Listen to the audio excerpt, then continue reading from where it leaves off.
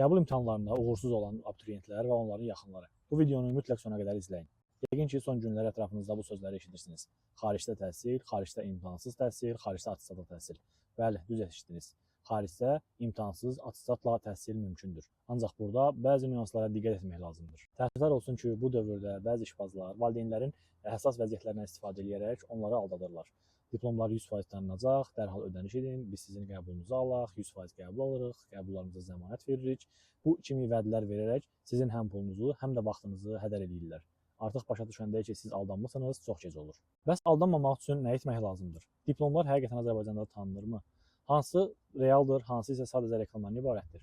Bu kimi suallar üçün mən sizə bir video hazırlamışam. Sonra onu demək istəyirəm ki, əgər siz attestatla xaricdə təhsil, xüsusilə də Türkiyə və Özbəkistanda təhsilə maraqlanırsınızsa, bizim xidmətlərimizdən istifadə edə bilərsiniz.